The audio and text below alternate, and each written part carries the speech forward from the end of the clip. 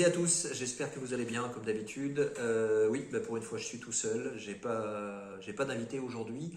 Cela dit, je me suis permis de faire une vidéo parce que je trouve qu'en ce moment l'actualité ça s'accélère beaucoup dans un certain sens et j'avais un petit peu envie d'en parler avec vous pour qu'on échange et qu'on essaye de trouver des éléments nous permettant de rester calme, serein et positif par rapport à tout ce qui se passe. Alors, au niveau de l'actualité, je vais commencer par parler du Covid, de la Covid, je ne sais pas trop comment on dit, officiellement de la Covid, bon je vais dire du Covid parce que j'aime pas trop. Je voudrais rappeler notamment au ministre Braun que si en fait les soignants, il faut les réintégrer.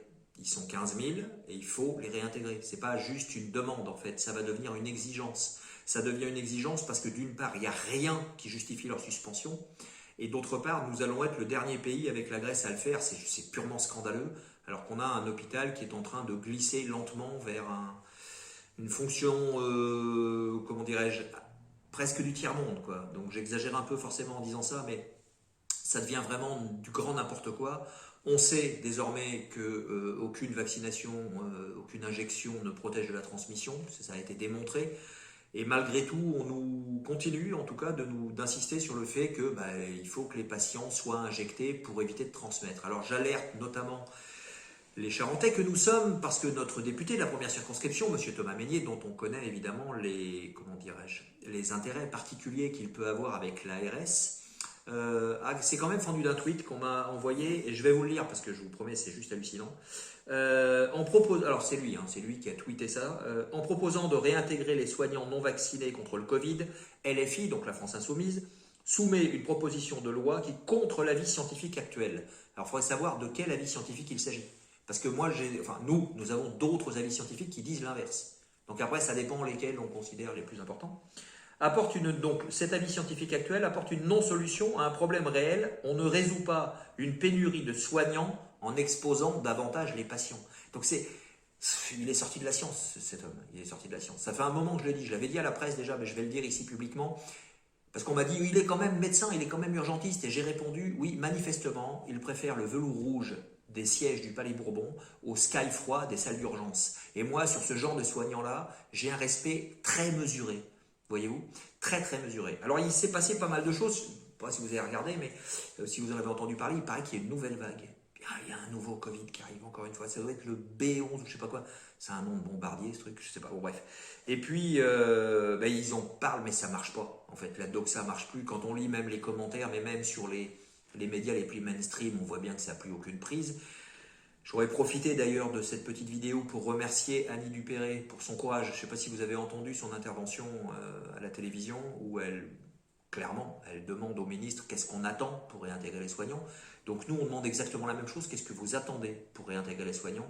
Ça devient vraiment quelque chose d'urgent. C'est inacceptable ce que vous faites. Je parle au gouvernement. C'est absolument inacceptable. Mais comme je l'ai dit dans une vidéo précédente, il y a un moment, il va peut-être falloir en répondre. J'en suis même sûr en fait. Je suis absolument sûr de ça. D'ailleurs, il y a eu déjà des plaintes. En Suisse, il y a déjà des médecins qui ont été mis sur la sellette. Il y a 63 plaintes contre des médecins pour, je ne suis pas très sûr de la dénomination de la plainte, mais il me semble que c'est tentative d'empoisonnement.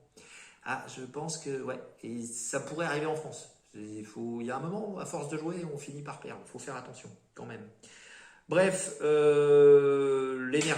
l'énergie en ce moment, on voit bien que c'est la catastrophe. Il y a des entreprises qui coulent de partout, qui ferment de partout.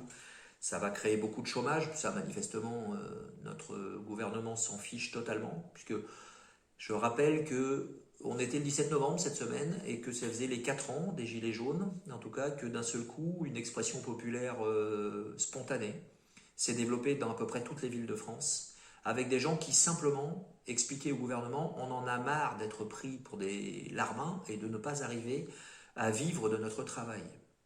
Nous n'avons plus la décence nécessaire pour vivre de notre travail. C'est quand même très inquiétant. À l'époque, le litre de gasoil était à 1,50 €. Là, on ne les entend plus beaucoup. Il faut dire que le pouvoir a répondu avec une violence inouïe sous la Ve République. Comment est-ce qu'on peut être un dirigeant politique et assumer le fait d'avoir handicapé des membres de sa propre population qui n'avaient commis aucune effraction? Les gens qui ont perdu un œil, ce n'est pas juste pour 15 jours, quoi.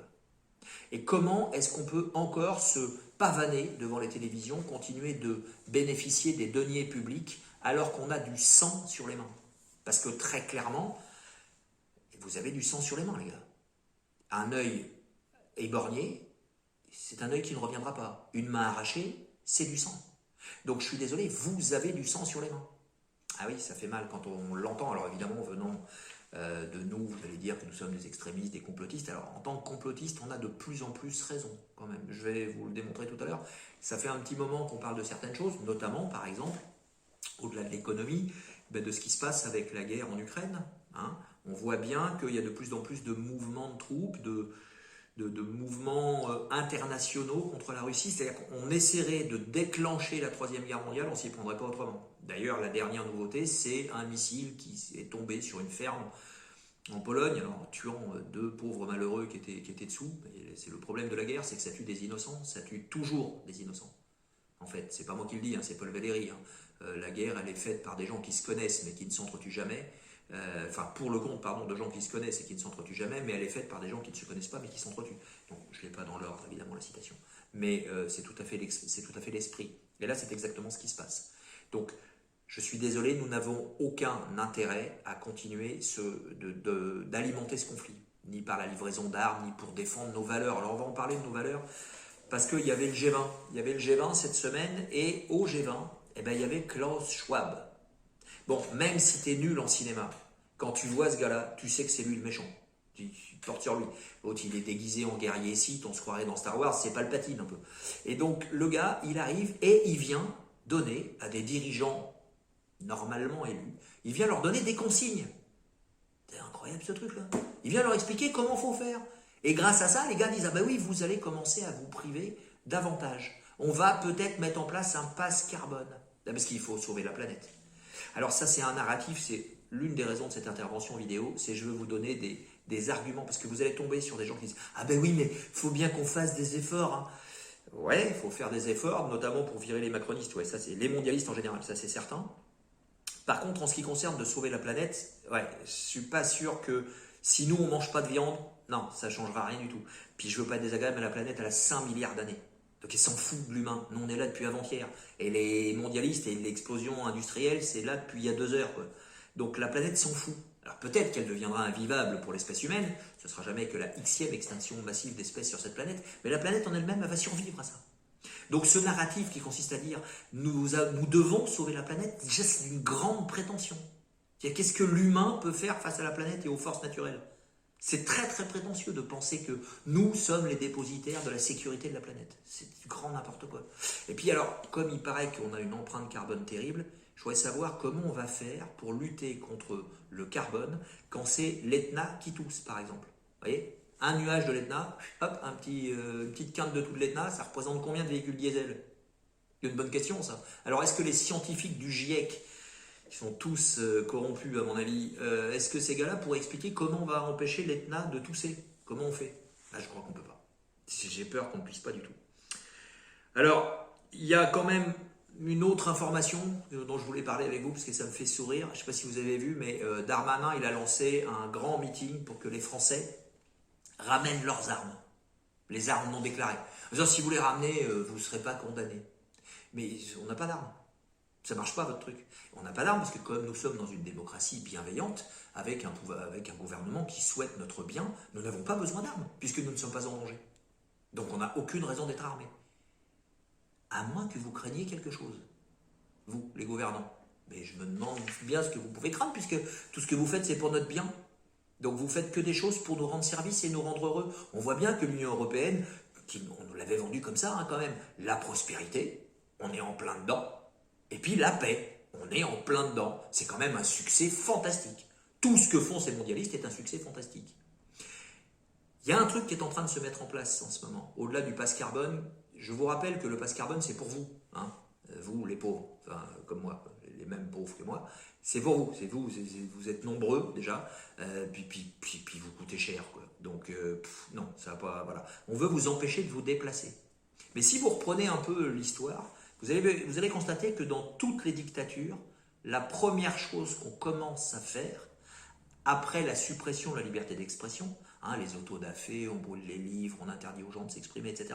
Il ne peut y avoir qu'une parole, la parole officielle, celle du gouvernement bienveillant qui veille sur nous. Dès lors que la parole n'est pas bienveillante, eh bien le gouvernement souhaite la supprimer. C'est pour ça qu'ils veulent resserrer encore, hein, ils veulent mettre des choses pour protéger les enfants. Protéger les enfants d'Internet, des choses que les complotistes peuvent dire. C'est terrible quand même. Heureusement que le gouvernement est là pour nous protéger.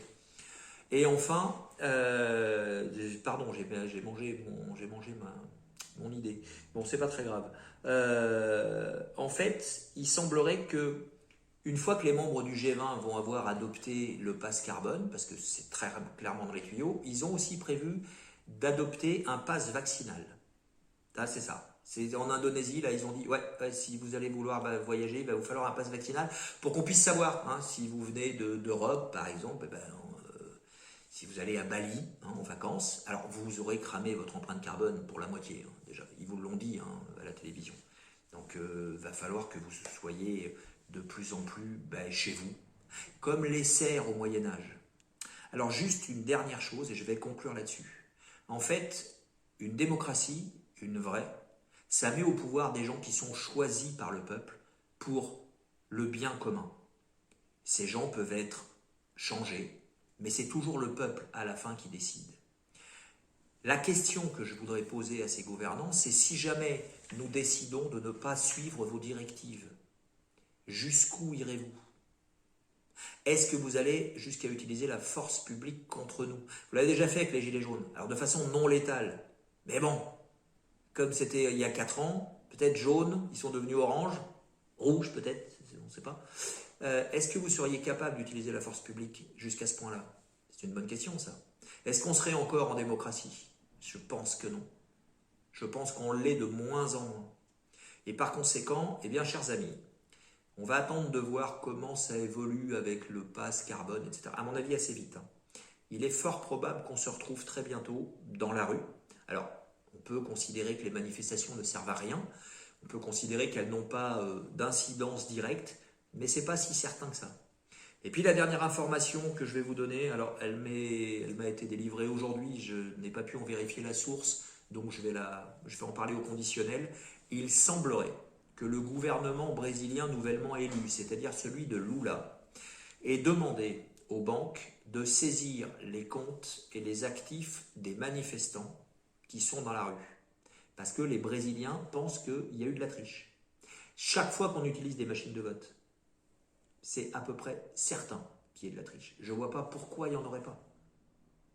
Vous donnez à un pouvoir qui est de plus en plus mal aimé la possibilité d'avoir un truc électronique qui peut tout à fait frauder. Vous pensez vraiment qu'il ne va pas le faire? Il ne faut pas être naïf non plus. Bon ben voilà, c'était ma petite intervention de cette semaine. Je n'aurai pas d'invité à chaque fois, mais je suis tout à fait volontaire. Si vous regardez cette vidéo, n'hésitez pas à me contacter. Si vous voulez intervenir, si vous avez des choses à dire, si vous voulez qu'on en parle, si vous avez des actions de résistance, eh bien écoutez, ce sera un grand plaisir pour moi de vous accueillir ici. Je vous souhaite à tous une très bonne fin de journée et comme d'habitude, prenez soin de vous et de ceux qui vous sont chers. Merci beaucoup.